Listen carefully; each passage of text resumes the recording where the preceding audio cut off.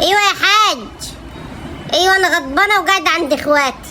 مع نفسك انت بقى، عشان تبقى تعمل لي قاعده عرفيه بسبب فرض الشرابات الضايعه، وتحرجني وتخلي شكلي زي الزفت قدام اهلك وقرايبك وقدام الجيران، وتفرج الشارع عليا وتقول لهم مفيش لاقي فردة شراب.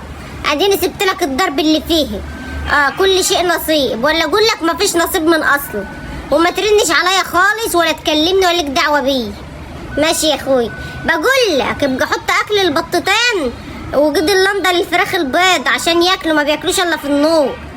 هتلاقي الدشيش في الاوضه اللي الناحيه دي والفول في الاوضه اللي جوه، الدشيش للفراخ والفول للبط، وهتحط الفراخ فول لا تتلكم اكتر ما ملكمه وتفرفر منك. مش بقول لك فرنجيه في فرن البوتاجاز كنت مطلعاها عشان اعملها للغدا، ما لعكتش، كنت هشيطها واعملها سلطه. انا اللي شدت من عمايلك السودا فيه. حطها في التلاجة لا تنتن وتعفن وتلم عليك الناس وانت مش ناقص عفان. هي العفانه هتبقى كده كده موجوده. بقول لك ابقى لم الهدوم من على الحبل وانشر اللي في الغسال، ولما تنشر تخلي غياراتك الداخليه جوه مش بره عشان الحسد هي تنحسد. ماشي.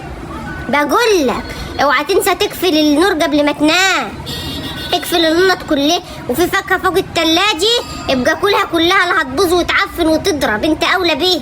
وفي صحن محشي على البوتاجاز من فوق ابقى سخنه وتعشى بيه. ماشي.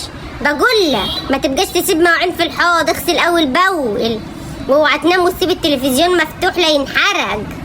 وابقى بص على الفراخ الصبح تاني، بيجوعوا الصبح حط لهم اكل ومي.